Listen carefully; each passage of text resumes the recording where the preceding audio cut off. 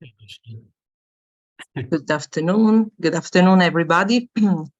A very warm welcome from Rewilding Apennines to this webinar regarding the Wildcat and the research that we have been carried out in the previous years. Today, we are shifting language because usually the webinar of Rewilding Apennines are for mainly Italian speakers. But today, because we have our team member, Jan, coming from Germany, and he is very much improving the Italian, but he is, of course, more international oriented, let's say. So we will have the webinar in English, and it's very good. It's very nice to have also in English because we are reaching also our international followers in this way.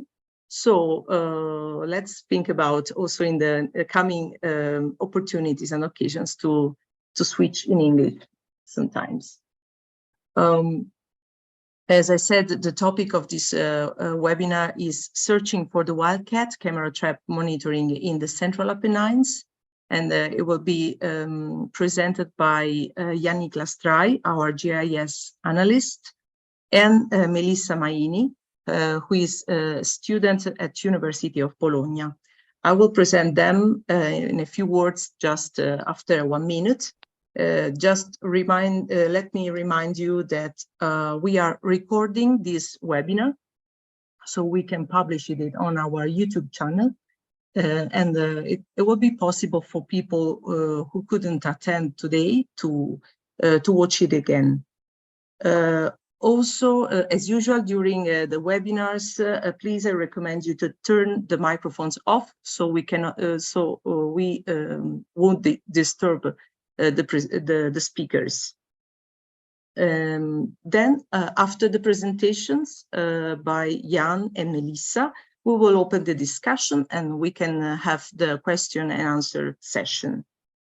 Then I want to introduce briefly our speakers. Jan-Niklas is based in Germany, as I said, and has always been passionate about biology and nature conservation issues.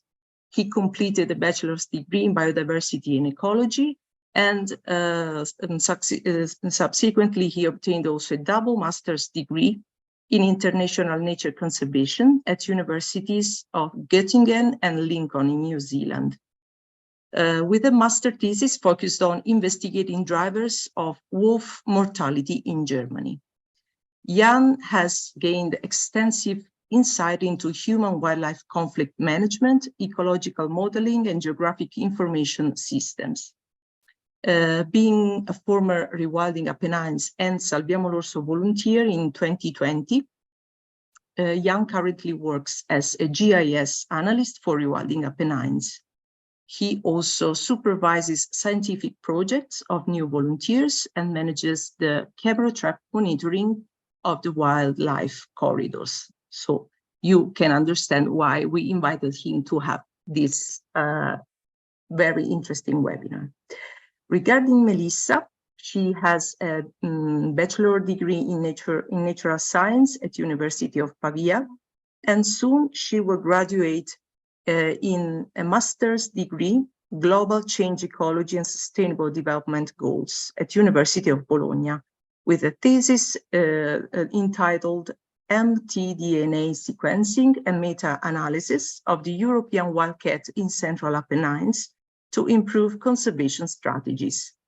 Her main professional interests are the conservation biology and genetics, the study of wildlife interactions, the protection, improvement, and restoration of ecosystems in the current climate change scenario. So after this introduction, I just want to leave the floor to Jan, and I want to remind you to, of course, follow us for the coming webinars that you will be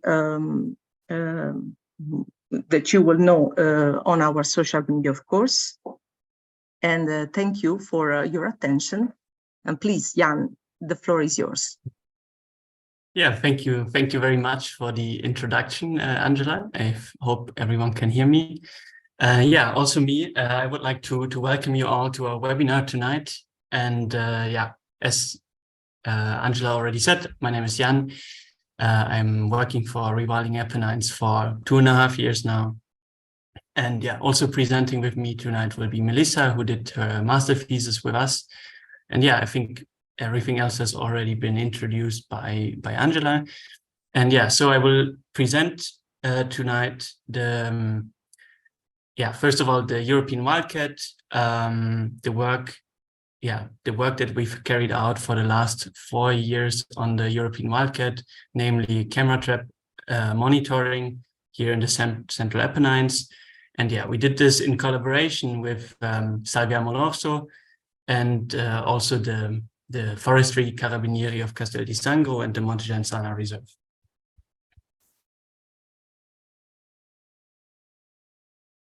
Yeah, to show you the contents for today, first of all, I'll start off with presenting the species that we are looking at in general. So giving you some background information about the European wildcat. Then we'll look at the methods that we've used here for the monitoring. I'll give you insights into our preliminary results that we have so far regarding the European wildcat. And then I'll leave the stage to Melissa, who will present the results of her master thesis to us. And yeah, in the end, we'll have time for discussion to have a little outlook on wildcat conservation. And you can feel free to ask any question that might come up during the presentation afterwards. Okay, starting with the wildcat. Here we see our suspect in the picture. The European wildcat has been described in 1777 by Schreber as Felis sylvestris. With the scientific name nowadays, it's called Felis sylvestris sylvestris because there's also some subspecies. And yeah, looking at the conservation status in its global range, the wildcat is classified as least concerned species. However, in the Italian range, it's still classified as near threatened as of 2013. And then the wildcat is also listed in the appendices of the CITES Treaty, the Berne Convention, and also in the Appendix 4 of the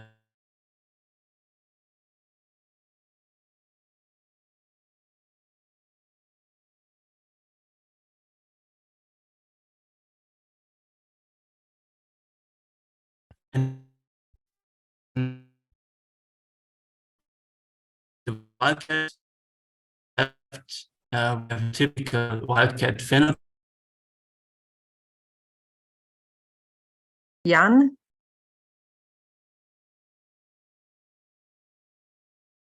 Oh, disconnection. Oh, sorry, I was disconnected. Yes, but you can try to launch again the presentation. Okay.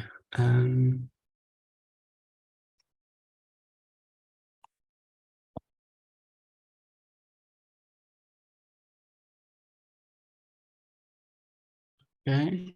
Yeah. Sorry, I hope I wasn't gone for too long. All right. Okay. To distinguish the wildcat from a house cat, we have some very prominent features that we can use to distinguish these two. Here on the left, you see that the wildcat typically has a round tail. For me, the tail is the easiest feature to distinguish the wildcat from the house cat because the round tail is different from the house cat that has usually a pointy tail.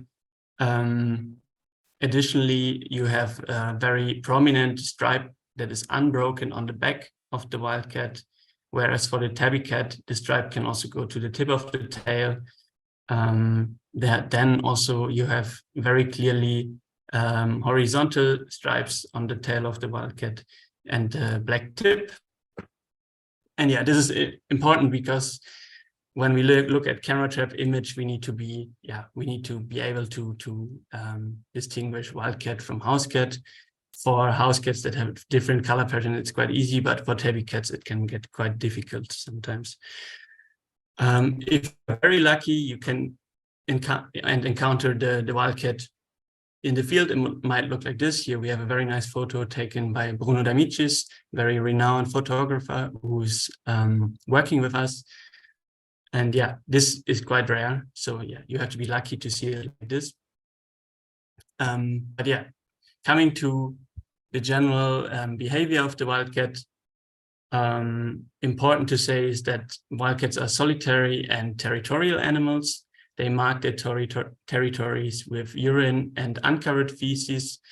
Yeah, the uncovered feces part is also another detail that distinguishes the wildcat from the house cat, because house cats are usually burying their feces.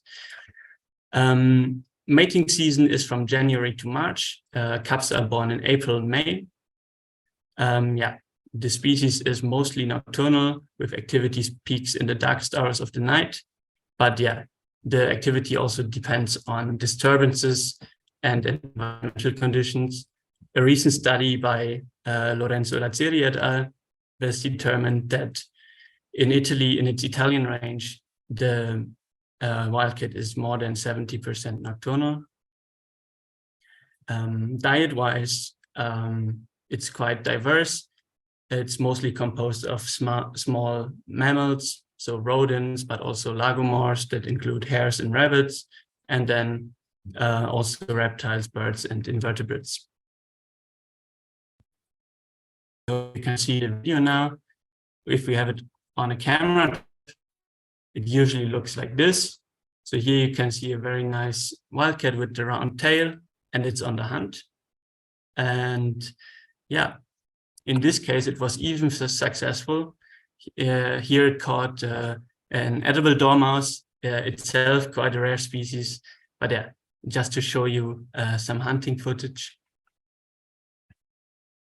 Coming back to the general biology and the habitat requirements, it's, yeah, the wildcat is an elusive feline that is mostly found to inhabit forest habitats that have enough shelter possibilities. These shelters can be rocky cavities or hollow trees. In open grazing environments, it's usually not very common, but it depends on the availability of prey and the level of disturbance. Also, very interestingly, the home range of the wildcat can show extreme variations. There are many studies all over Europe where we have home ranges ranging from up to 172 hectares from a Scottish study to 1,100 hectares in a French study.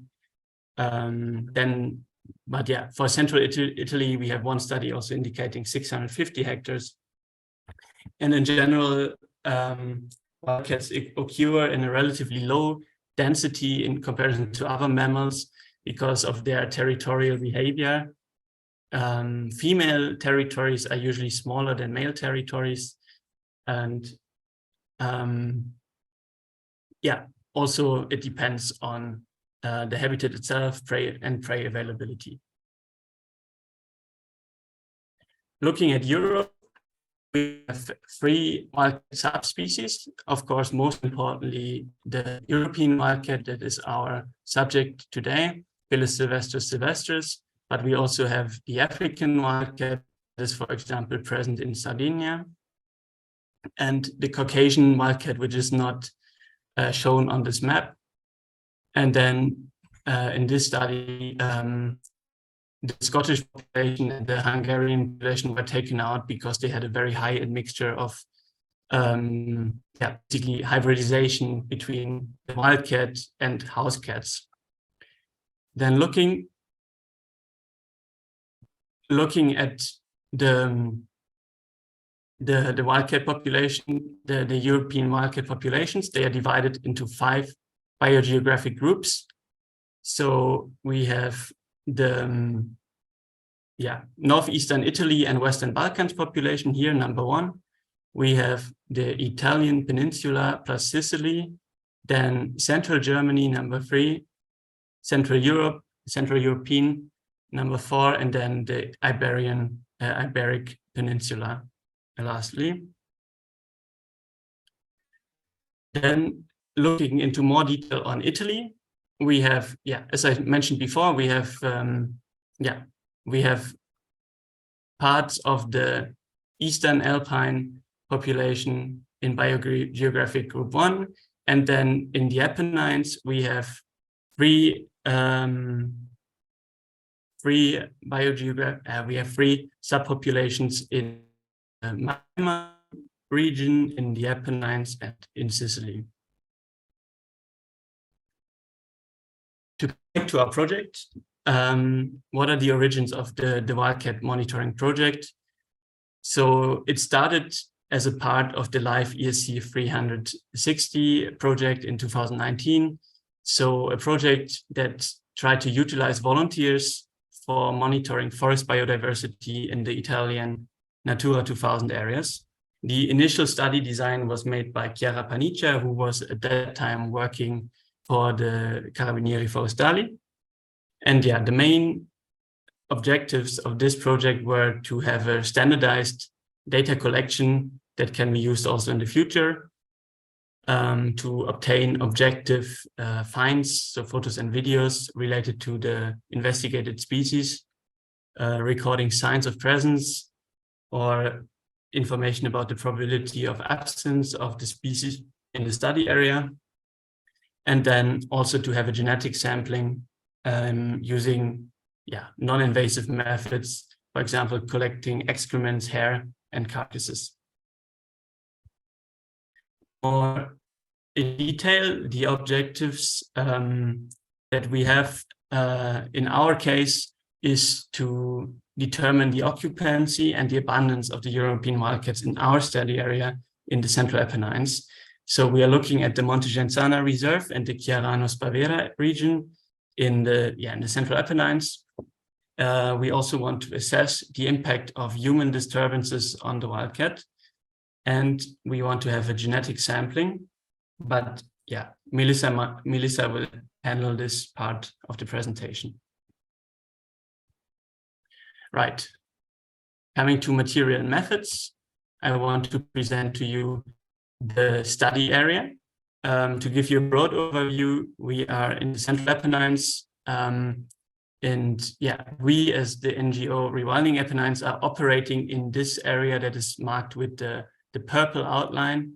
And in this area, we have, first of all, protected areas, and these protected areas are connected by coexistence corridors that are our main intervention areas, the areas where we do most of our work. And for the Wildcat project, we are focusing on this part of the study area. In 2019, we started with this setup. So a grid was created that overlays the study area. The grid cells have are 2.5 by 2.5 kilometers in size, and covering the Monte Genzana Reserve, parts of 2 corridor areas, and the Chiarano-Spavera area in general. And for today, I will focus on the camera traps that were managed by Rewilding Apennines and Salvia Amoroso, that you can see here. This is the setup that we used last year. The red dots are the positions of our camera traps. To give you an overview, again, you can see the grid setup. So we had 55 cells in total, covering around 340 square kilometers. The aim was to have the camera traps as close to the center of the grid cells as possible, and with a distance of around 2.5 kilometers. And this has the aim to not have overlapping wildcat home ranges in one grid cell. So we want to avoid to have multiple wildcat home ranges in one grid cell. That will be important for the statistical analysis. And yeah, the project ran from 2019 to 2022. And the monitoring season started usually in March or April, depending on the snow cover. And then at the end of October of each year, we retrieved the Wildcat camera traps from the field. The camera trap setup itself, yeah, we had camera traps placed around at a height of 1 to 1.5 meters above the ground, with a 10-degree angle to face at a wooden pole that was placed in front of the camera traps in around 2.5 meter distance. And this pole, you can't see it very well in this graphic, but on the photo it's a bit easier maybe. You have 3 Velcro stripes that are meant to catch the hair of the wildcat, because we also put an attractant on the pole. In our case, we used valerian tincture to attract the wildcat to increase detection probability. And yeah, if the wildcat, the aim was in the best case to have the wildcat interact with the wooden pole to leave its hairs on the Velcro stripes. Yeah, for the data collection, we extracted the data every 2 to 3 weeks. And this wouldn't have been possible without our volunteers that are coming to work with us in the field. So they helped us to check the traps and also to analyze the footage from the camera traps. And yeah, this footage was then in turn double-checked by experts to make sure it's as precise as possible. And yeah, we collected, of course, we kept track of the time that the camera traps are in the field to measure the effort, the sampling effort. And then we inserted all the information about the location, date, time, the recorded species, sex, age, number of individuals in an Excel sheet, to collect the data.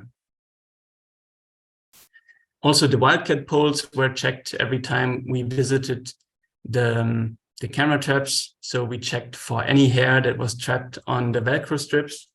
If we found hair, it was placed in an envelope and labeled so that we can use it for genetic analysis. And then, after the check, the pole was cleaned. And again, the valerian tincture was applied to keep the effect going.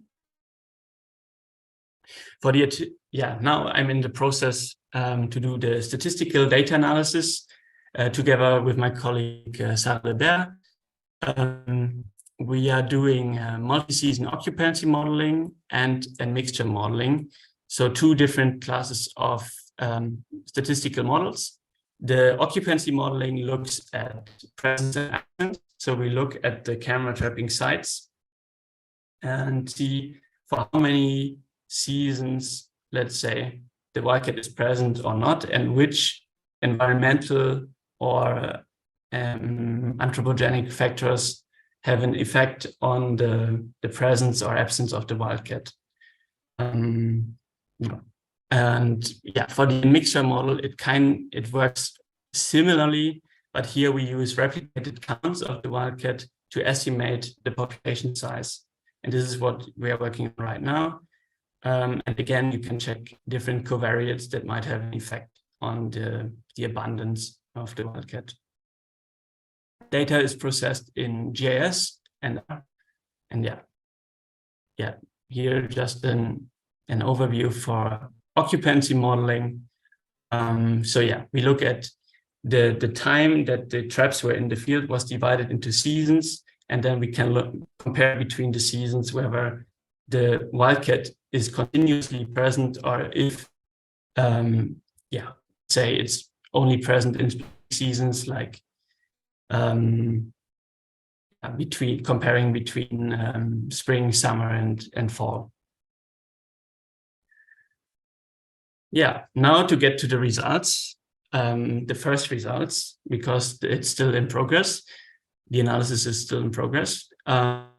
Over the course of these 4 years, we had 98 sightings of wildcats in 13 locations. Roughly 0.04 individuals per sighting. In total, we had 103 individuals in 7,862 trapping days. That means that it took about 76 days to capture one wildcat. It might sound like a lot, but yeah, there's studies where it took even longer. Like sometimes I saw studies where it took up to 250 trapping days to even capture one wildcat. So I think we are still on the luckier side. And yeah, regarding the site occupancy, we had the highest occupancy in fall. So on average per year, five sites were occupied. Yeah, for genetic sampling, we had 7 hair samples that were deemed as initially useful, but in the end, only 5 were usable by Melissa and Maini, but she will tell you more about it later. And then we also had a bachelor student working on the effectiveness on the valerian tincture as a bait or attractant to increase the capture rate. And he determined that it's in fact not significantly increasing the capture rate of the wildcat.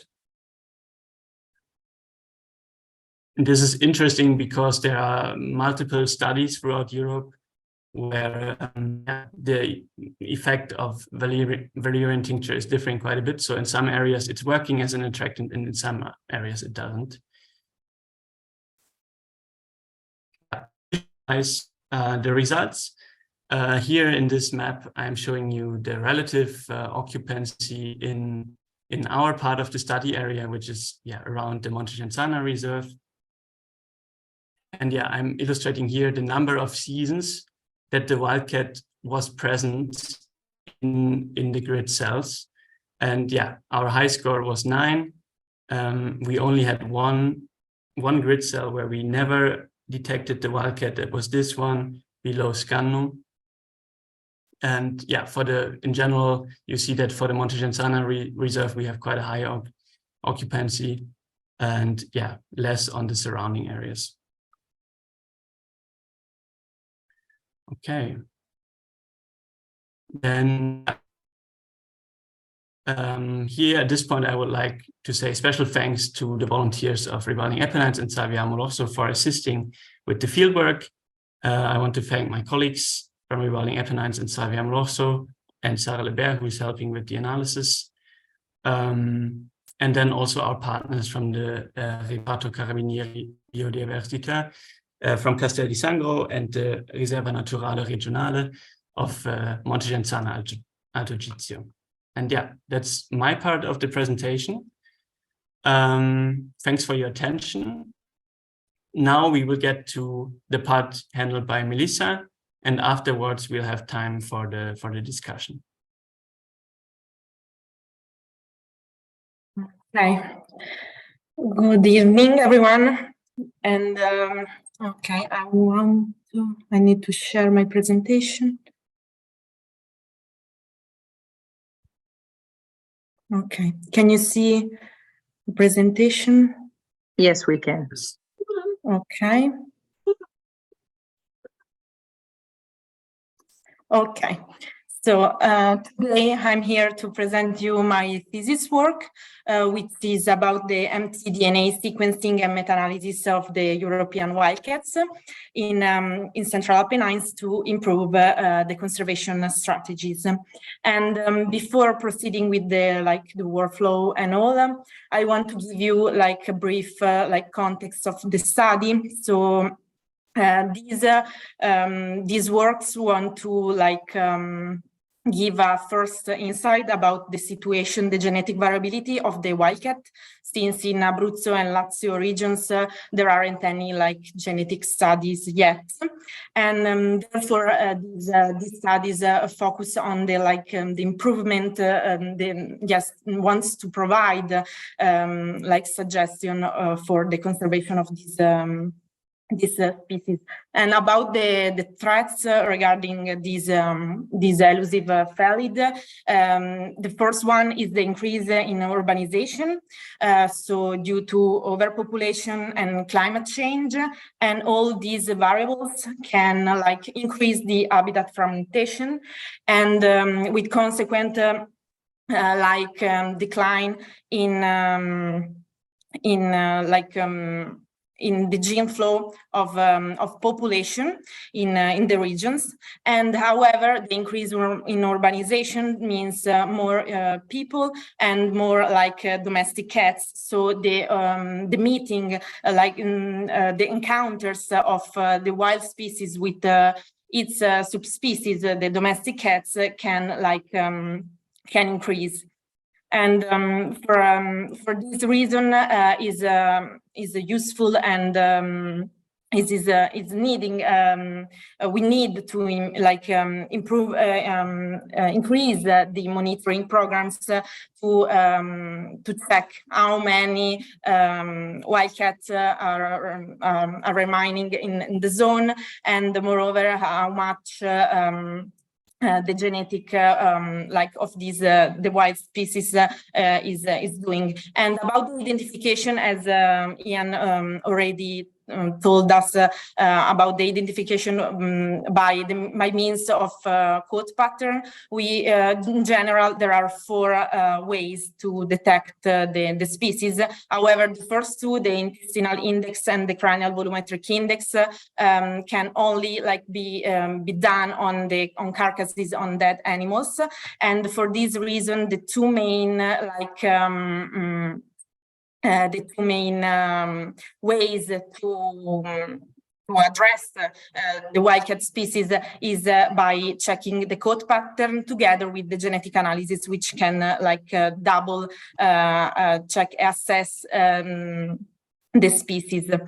And about the genetic sampling methods used for this work, we use mainly 2 ways: an invasive method and an non-invasive method. The invasive one was performed on carcasses found neighboring the main protected areas in Abruzzo and Lazio regions, and by remove muscle or skin samples from carcasses. On the other hand, non-invasive sampling was the one explained by Ian, so the air collection by means of wooden lure sticks with Velcro strips and attractant, which was Valeriana officinalis. And the study areas, as I already told you, was mainly Abruzzo and Lazio regions, and all the area that you can see, the rewilding areas in light pink, and all the buffer zone or ecological corridor areas which are under surveillance of Rewilding Apennines. And these were the non-invasive samples, whereas for the 2 main protected areas, the one in green and the one in light blue, so Abruzzo Lazio Molise National Park and Monti Simbruini Mountains National Park, these were all invasive samples coming from muscles or skin. And the workflow with all the genetic part was conducted at the University of Milan, at the veterinarian department and animal genetics laboratory. And the workflow was, we first extract the DNA from the sample, so both air and muscle, with a slightly different procedure using a kit.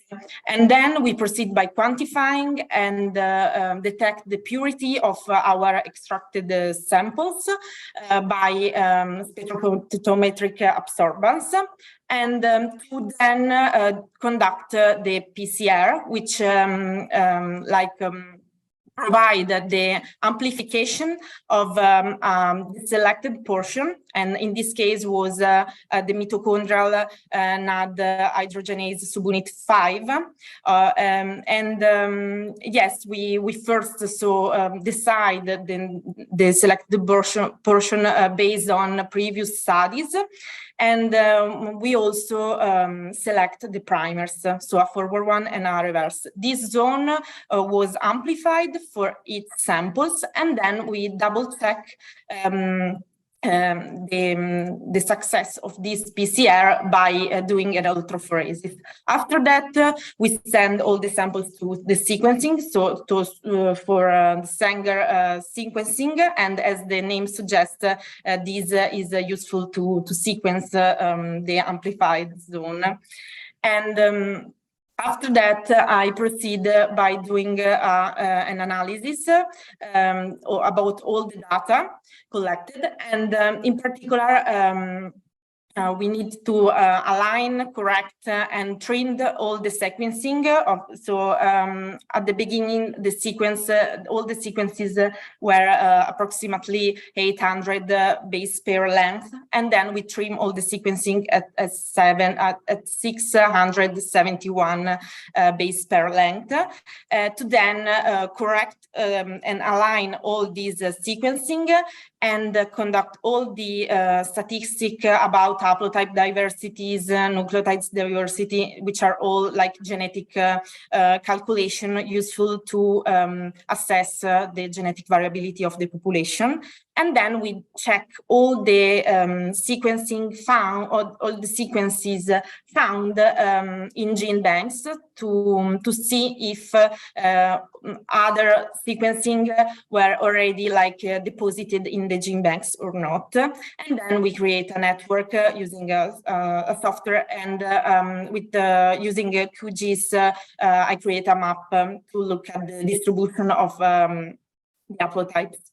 And as we can see, we found mainly overall 4 haplotypes, and each sequencing, so each individual differed one to another from 1 to 11 mutation.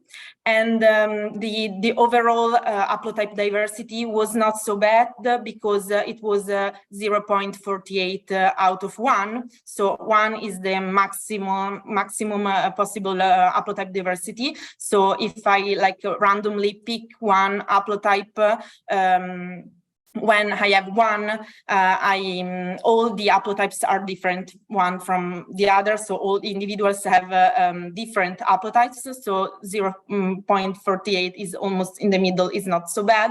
Whereas the nucleotide diversity is low, but this is due to the marker selected, which is the mtDNA, which is slower than other markers. And we found for haplotypes 2 were mainly DW, one and one D3, and only 2 individuals were W. So these these letters means D for haplotypes which were already found by previous work only in domestic cats, whereas DW were found in both subspecies, so either domestic cats or wildcats. And for the wildcat is an haplotype found which can be found only in the wildcat subspecies. Therefore, it can be considered as the pure wildcat haplotype.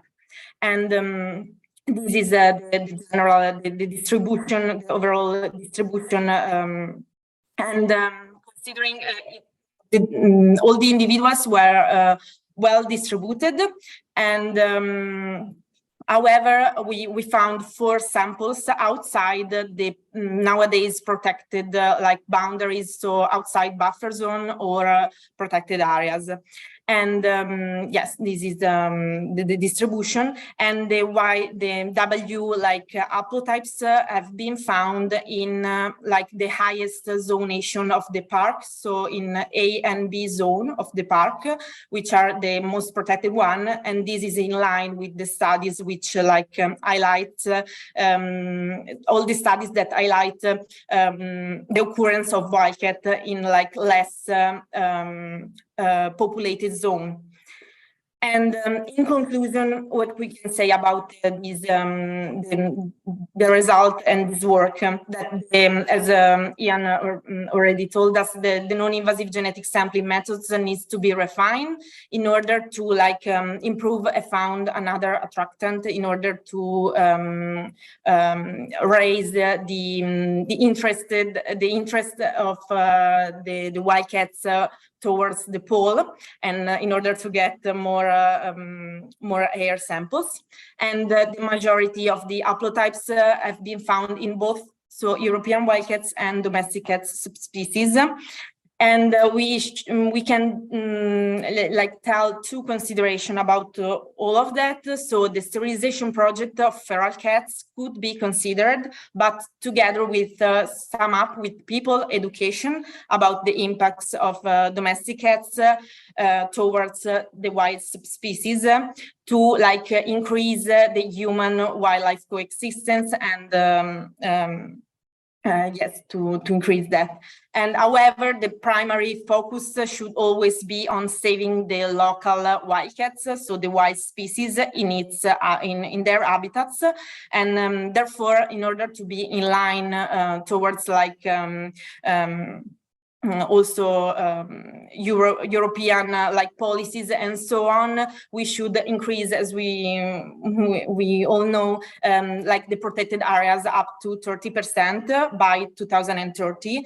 And due to that, the dynamic protected areas like the one in Abruzzo and Lazio, always thanks to Rewilding Apennines, is the best option, because it can increase and facilitate the movement of population. Therefore, the vulnerability decrease because the genetic variability increase, and in the actual climate change context is useful. And finally, the conservation of wildlife biodiversity need an adequate proactive measures. So combining conservation biology techniques such as the control and monitoring part with camera traps, and genetic techniques to assess the variability and the gene flow of the remainder of the population, and plus specific conservation legislation to protect that and to maintain a continuity in the monitoring in order to change all the measures and policies when needed, and in order to protect the wild species. So I thank you for the attention, and this is my contact. Thank you very much, Melissa, and thank you also, Jan, for your very nice presentations. So I would like to give the attention to the discussion, and I would invite all the participants to ask questions or by using the raising hand tool in Zoom, or just by typing the question in the chat, and I can read it for you. I also want to take the chance to say greetings to Bruno Petriccione, who is one of the responsible of the ESC 360 Life project, under which the Wildcat research was carried out. And thanks for participating, Bruno. If you want to share some comments, please feel free to do. And I'm waiting for your comments and questions.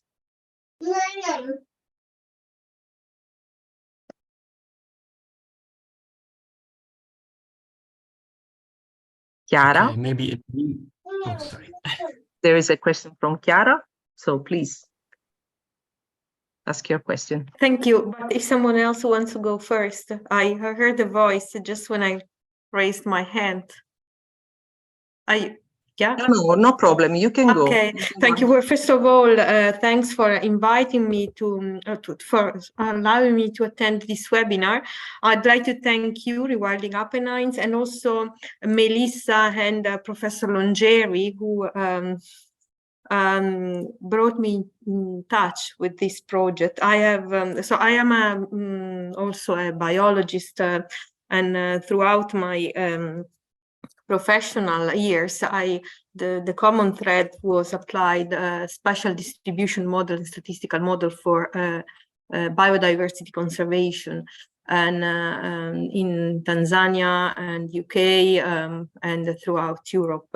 And although I do not have, I cannot say I have any genetic background anymore, my questions are more a curiosity related to the spatial analysis, so maybe more addressed to Jan. And first of all, I found both presentations and the project extremely interesting.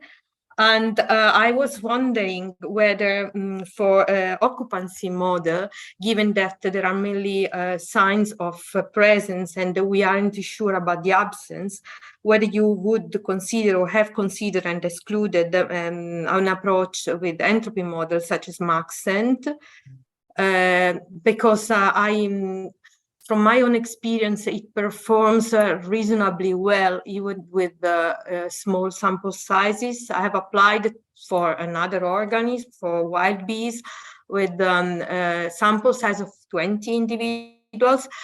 I didn't like to go lower than that, especially because then I was very constrained in the number of covariae that I could include. But yeah, it was still quite reliable. The results were still quite reliable. And then instead so this would be a question. And then another one is whether on the locations, even the ones that Melissa showed, whether a simple analysis on the habitat, let's say on the habitat characterization of the surrounding of the spots could be performed by analyzing what is found in an appropriate surrounding, which I am not able to define it, and what is found in a randomized equal number of samples in an area, in the study area, to see whether you can detect any statistical difference in the habitat around the sampling, so that perhaps for a future so to inform future sampling strategies when maybe the study wants to be expanded. So yeah, you see, they're just made curiosity from a person that is very interested to the study and to the species itself. Thank you. Okay, yeah, thanks a lot for all the questions. I'm not sure where to start. Okay, so first of all, for the study area in which we deployed the camera traps, I chose to do occupancy and then mixture modeling, because for this area we can really say, okay, in this period we've had or we have not the wildcat, we haven't detected it, so we have true presence and absence, which are requirements to do this kind of model. And yeah, for this you can quite specifically then use, as you said, also environmental or anthropogenic covariates to see if they have an effect on presence or absence of the wildcat. And in this regard, I didn't make it a part of the presentation, but I will focus on not on a specific subset of variables. For the anthropogenic ones, I will look at we will look at distance to human infrastructure, distance to settlements as the main human disturbances, let's say. Then for environmental variables, we will also look at different habitat types, like how do different habitat and land cover types affect presence or absence of the wildcat. And also, I'm not sure it's possible, but I would like to check what kind of difference the protection status of an area makes also. And yeah, that's the plan for the a mixture occupancy modeling. And then the Maxent modeling is a good point. Actually, I've done it also for other species, and also we had some students that used it for looking at the Marsican brown bear, let's say. And yeah, it could be a good idea, I think, to try for the area that for our whole operating area to apply Maxent, because for this area we don't have this data quality. Like we have data about wildcat presence, but not about the absence. So this would be perfect to apply it and to project the general habitat suitability, let's say, or predicting species occurrence for the rest of the area. I think that's a very good point, and maybe for this we can base it on the covariates that worked for the occupancy and mixture modeling. I think that would be a great way to do it. Thanks, thank you. Yeah, and in my case, what made a difference was also to modify the default parameter for what Maxent gives you as a prevalence, and especially because you know the species so well, and you already said it's quite elusive. Then I think that by changing that value, you can really play with the reliability of results, because the default, it's a default, and it does not always work. Thank you. Okay, thanks a lot. Just out of curiosity, maybe if I can ask, did you apply for your Maxent modeling any kind of spatial thinning for your presence points? I did an extensive calibration study first.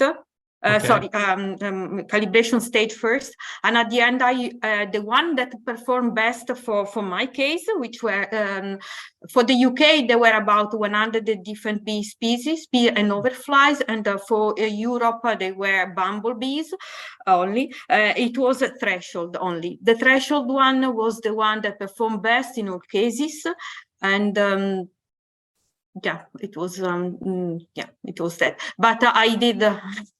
It was extensive, the calibration first. Also with the value for the prevalence was an extensive work. I mean, I was able to do it just because I have I had an extensive data set that allowed me to infer the probability of detection based on the sampling effort, or I would say opportunistic records, because there were opportunistic records. They were not they were not following any sampling strategies. If maybe this is a little bit technical, but in case we want to have an exchange, we can. Melissa has got my email, and I'm as you can see, this is my passion, and whenever I can apply it, I'm very happy to exchange, also because there is always something to learn, and and it's stimulating. Definitely, for sure. Yeah, I think that would be a good idea. Maybe to not make it too technical now. We can discuss later. Sure, thanks.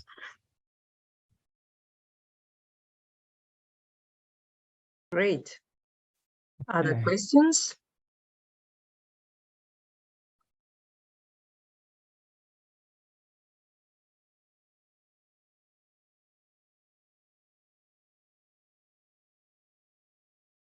In the meantime, that somebody is coming up with questions. According to the results showed by Melissa, and also by, let's say, exchanging information with Jan during this monitoring study, we realized that Valeriana wasn't enough to attract the wildcat and convince them to leave their hair on the poles. So would you like to suggest other tools, or I don't know, chemical substances or other methods to attract more the wildcat? Well, it's difficult because we are talking about wild species, so there are not so many studies about that yet. But like the first thing that comes in mind to all is like urine from domestic cats, but it cannot be like from like the ethical part of the conservationist. It shouldn't be it will create an habits for the wild species. So we will like, yes, maybe it will work, but it will like bring all the wildcats in one point, and these will be not so, yes, will be like a threat maybe by humans or tourists, and there are ongoing projects, and of course the best things will be to try where there are like these trap to the trap and the wooden pole at the moment, maybe try to other methods suggested by like papers and research, and to see if there is any general improvement or not. At the moment, there isn't like a proper thing. There are everyone has his own methods, and someone share them, others not, unfortunately. And so I hope that someone will research about that, and we will focus on these species. Yeah, if I can add to this, it's quite an interesting discussion about the use of bait in general, because also it can be considered that the bait might potentially be interesting also for off-target species, for example, carnivores, and then the presence of these carnivores could have a negative effect on the species that you're actually looking at. So you need to be really careful about it. Someone use also tuna oil, and these attract foxes, and therefore we need also to balance to find a balance about cost effects, and also about the genetics part with like the analysis are not so are a little bit expensive, and therefore there will be like lose of money in order to like use another step to exclude all the hairs coming from other carnivores. And so yes, it's really difficult to detect the right method, and also because it's elusive, and in Central Apennines in particular, and other like Apennine regions and villages where there are these villages at the bottom of hills and the mountains and so on. It's difficult because there are a lot of people with domestic cats and a lot of free-ranging cats. So yes, I think that the education, so primarily maybe to educate people about the importance of wild species and ecosystem services which are related and interconnected. And yes, by educate people, maybe to not leave cats all around, and because they don't they do mess not only with wildcats but also with a lot of wild species, insects, reptiles, and a lot of species are impacted by free-ranging cats. So yes. Thank you very much. Would you recommend to use also the domestic cat scat to attract them? Of course, by checking the health condition of this cat. I'm like, you mean by like, I don't know, as a bait, like in use a live cat in a cage, something like that? No. Domestic cat, yeah, of course, that are controlled. The excrements of these domestic cats. Yes, it will be another like yes, it could be considered, but there are other problems about also like put in contact the domestic one with the, even if sterilized, but there are a lot of like diseases which can be transmitted, and also maybe we could also have opposite like opposite of event. yes, maybe they will be scared about the wildcat, the domestic cats, because also about the wildcat, they trying to like there is these studies done in Iberian Peninsula, which told us that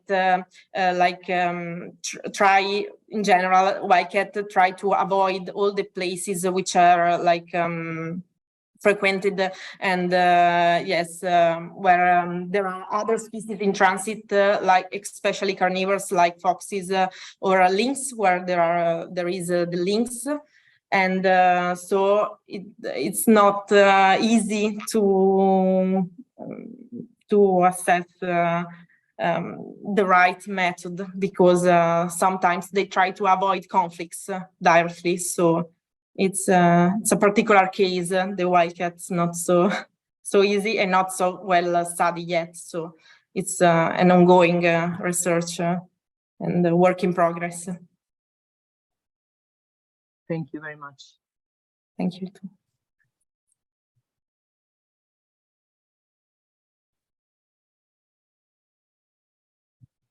So, other questions, curiosities?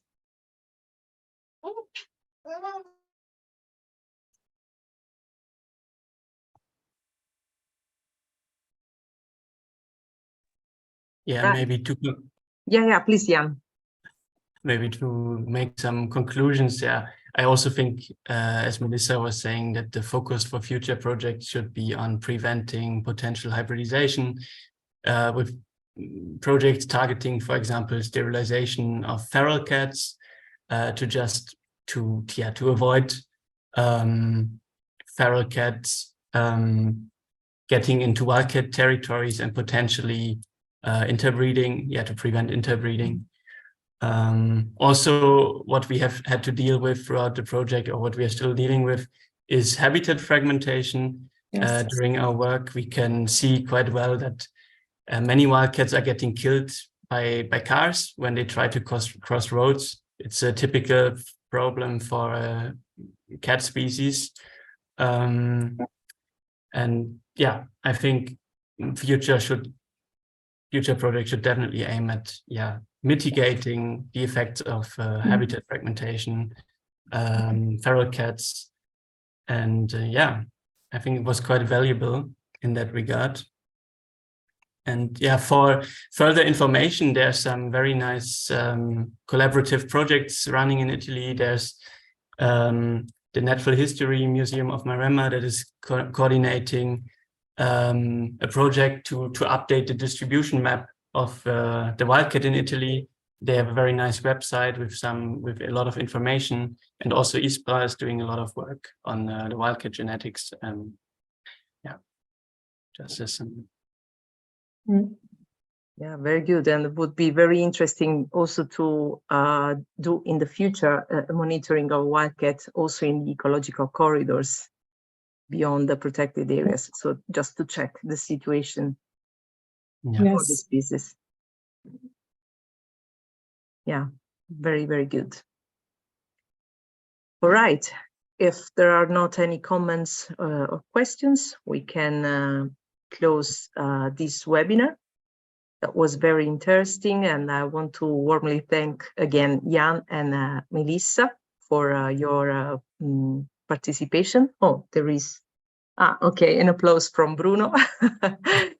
Okay, all right, we can stay in touch in terms of network to participate into this for, let's say, training as well as disseminating events. So I hope to see you next time, and thank you very much again to our present speakers and all the participants. Thank you for the invitation. Thank you very much. Thank you, Melissa, and thank everyone for the attention and being here today. Thank you. Have a nice evening. Thank you. Bye. Thank you. Bye-bye. Bye-bye. Bye.